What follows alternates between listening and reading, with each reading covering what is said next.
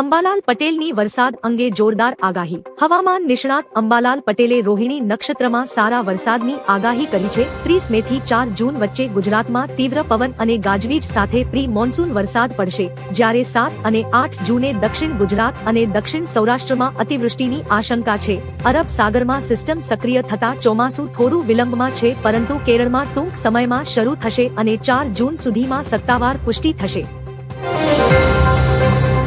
ગીરમાં સિંહોના મોત વધતા વન વિભાગ હાઈ એલર્ટ પર। ગીર પૂર્વ અને પશ્ચિમ વિસ્તારમાં સિંહોના વધતા મૃત્યુ બાદ વન વિભાગ એલર્ટ મોડ પર આવ્યું છે। વરિષ્ઠ વન અધિકારી અને પીસીસીએફ ભવાની પતિ છેલ્લા 3 દિવસથી ગીરમાં જ કેમ્પ કરીને પરિસ્થિતિનું સીધું નિરીક્ષણ કરી રહ્યા છે। તેમણે ગીરથી રાજુલાના પીપાવાવ અને ભેરાઈ વીડી સુધી રાત્રે તેમજ વહેલી સવારે જાતે ફિલ્ડ વિઝિટ કરી હતી। તેઓ સિંહબાળના ગ્રુપની હેલ્થ અને મૂવમેન્ટ પર સતત નજર રાખી રહ્યા છે। આગાહી વચ્ચે વરસાદ શરૂ। ગુજરાતમાં અસહ્ય ઉકળાટ અને ગરમી વચ્ચે હવામાનમાં મોટો પલટો આવ્યો છે। હવામાન વિભાગની આગાહી મુજબ 30 મેના રોજ વહેલી સવારથી અરવલ્લી, મહીસાગર અને દાહોદ જિલ્લામાં વાતાવરણ બદલાયું છે। દાહોદ, ઝાલોદ, લીંબડી અને ફતેપુરા તેમજ સંજેલીમાં ધોધમાર વરસાદ ખાબક્યો છે। મેઘરાજાના આગમનથી વાતાવરણમાં એકાએક ઠંડક પ્રસરી ગઈ છે। અન્ય 11 જિલ્લાઓમાં પણ વરસાદની આગાહી છે। ભારત માટે સાર સમાચાર। હોર્મુઝ સ્ટ્રેટને લઈને ઈરાન અમેરિકા વચ્ચે વધી રહેલા તણાવ વચ્ચે ભારત માટે રાહતના સમાચાર સામે આવ્યા છે। ઈરાન અને હોર્મુઝ સ્ટ્રેટ વિસ્તારમાં ચાલી રહેલી તંગદિલી વચ્ચે ભારતીય જહાજ નિસોસ કેરોસ સુરક્ષિત રીતે હોર્મુઝમાંથી બહાર નીકળી ગયું છે। ઈરાનની સરકારી ન્યૂઝ એજન્સીના અહેવાલ મુજબ ઈરાન રિવોલ્યુશનરી ગાર્ડ્સે છેલ્લા 24 કલાકમાં કુલ 23 જેટલા વ્યાપારી જહાજોને આ માર્ગેથી પસાર થવાની મંજૂરી આપી છે।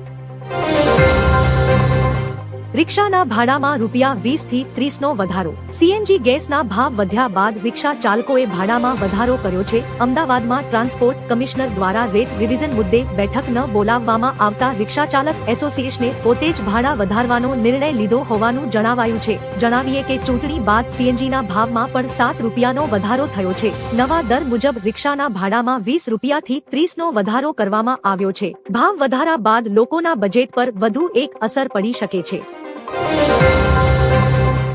વાતાવરણમાં અચાનક પલટો। હવામાન વિભાગની આગાહી મુજબ ઉત્તર ગુજરાતના હવામાનમાં પલટો જોવા મળ્યો છે। અરવલ્લી અને સાબરકાંઠામાં આજે વહેલી સવારથી જ આકાશમાં કાળા ડિબાંગ વાદળો છવાયા હતા। વાતાવરણમાં ફેરફાર જોવા મળતા સમગ્ર પંથકમાં ઠંડી પ્રસરી જવા પામી હતી। વધુમાં નાગરિકોને પણ વરસાદ દરમિયાન સલામતી રાખવા અને આકસ્મિક વીજળીના કડાકા કે ભારે પવન સામે સાવચેત રહેવા વિનંતી કરવામાં આવે છે। તમારે ત્યાં કેવું વાતાવરણ છે, કોમેન્ટ કરજો।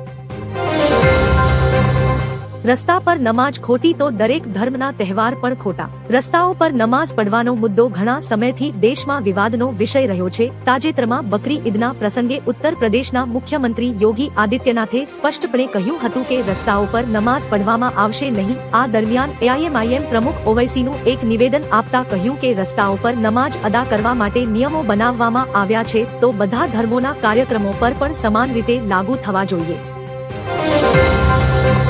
દિલ્હીમાં મોટું આતંકી કાવતરું। દિલ્હી પોલીસે પાકિસ્તાની એજન્સી આઈએસઆઈના મોટા આતંકી કાવતરાને નિષ્ફળ બનાવી 9 એજન્ટોની ધરપકડ કરી છે। પકડાયેલા આતંકીઓના તાર મુંબઈ અંડરવર્લ્ડ અને દાઉદ ઇબ્રાહિમ સાથે જોડાયેલા છે। પોલીસે તેમની પાસેથી પાકિસ્તાનથી મોકલાયેલા અત્યાધુનિક હથિયારો, વિસ્ફોટકો અને ગ્રેનેડ જપ્ત કર્યા છે। આ આતંકીઓ દેશના સંવેદનશીલ તેમજ ભીડભાડવાળા સ્થળો પર અંધાધૂંધી ફેલાવવાનું કાવતરું રચી રહ્યા હતા। ગુજરાતમાં વરસાદ અને વાવાઝોડાની આગાહી। ગુજરાતમાં અસહ્ય ગરમી વચ્ચે આગામી દિવસોમાં વાતાવરણ પલટાશે। હવામાન વિભાગે 30 મે થી 2 જૂન દરમિયાન રાજ્યના 12 જિલ્લાઓમાં હળવાથી મધ્યમ વરસાદ અને વાવાઝોડાની આગાહી કરી છે। અરબી સમુદ્રમાં ચોમાસું આગળ વધતા આ સ્થિતિ સર્જાશે। આ દરમિયાન 40 થી 50 કિમી પ્રતિ કલાકની ઝડપે પવન ફૂંકાઈ શકે છે। હાલ 44 ડિગ્રી સાથે સુરેન્દ્રનગર અને 43 સાથે અમદાવાદમાં કાળઝાળ ગરમી યથાવત છે। નીટ પરીક્ષા પર મોદી સરકારનો મોટો નિર્ણય। નીટ પેપર લીક વિવાદ વચ્ચે મોદી સરકારે મોટો નિર્ણય લીધો છે। સંરક્ષણ મંત્રી રાજનાથ સિંહના નિવાસે મળેલી બેઠકમાં શિક્ષણ મંત્રી ધર્મેન્દ્ર પ્રધાને પેપર સુરક્ષા માટે સેના અને વાયુસેનાની મદદ માંગી છે, જેના માટે સંરક્ષણ મંત્રાલયે મંજૂરી આપી દીધી છે। હવે પરીક્ષાના પેપર સેટિંગ, પ્રિન્ટિંગ, ટ્રાન્સપોર્ટેશનથી લઈ પરીક્ષા કેન્દ્રો સુધી પહોંચાડવાનું તમામ કામ મલ્ટીલેવલ સુરક્ષા હેઠળ સેનાની દેખરેખમાં થશે। પેટ્રોલ અને ડીઝલ અંગે સરકારની મોટી જાહેરાત. કાલે રક્ષામંત્રી રાજનાથ સિંહની અધ્યક્ષતામાં 10 મંત્રીઓની હાઈ લેવલ બેઠક યોજાઈ હતી. સરકારે દેશમાં પેટ્રોલ, ડીઝલ અને એલપીજી સિલિન્ડરનો પુરવઠો સામાન્ય હોવાની મોટી જાહેરાત કરી છે. પેટ્રોલિયમ મંત્રીએ જણાવ્યું કે પૂરતો સ્ટોક ઉપલબ્ધ હોવાથી ગભરાટમાં ખરીદી ન કરવી. ખરીફ 2026 માટે 51% ખાતર સ્ટોક પણ તૈયાર છે. સરકારે અફવાઓથી બચવા અપીલ કરી કાળાબજાર સામે કડક કાર્યવાહીના આદેશ આપ્યા છે. 1 જૂનથી આ નિયમો બદલાશે. 1 જૂનથી ઘણા મુખ્ય નિયમોમાં ફેરફાર થઈ રહ્યા છે. આવતા મહિને સોલાર પેનલ ખરીદવાનું મોંઘું થઈ શકે છે. યુપીઆઈ છેતરપિંડીને રોકવા માટે એનપીસીઆઈ એક નવી સિસ્ટમ લાગુ કરવાની તૈયારી કરી રહ્યું છે. પરિણામે મોકલનારનું નામ હવે દર્શાવવામાં આવશે. એલપીજી સિલિન્ડરના ભાવ વધી શકે છે. ઘણી બેંકો તેમની એટીએમ ટ્રાન્ઝેક્શન ફી, મફત રોકડ ઉપાડ મર્યાદા અને ફિક્સ્ડ ડિપોઝિટ વ્યાજ દરોમાં સુધારો કરી શકે છે.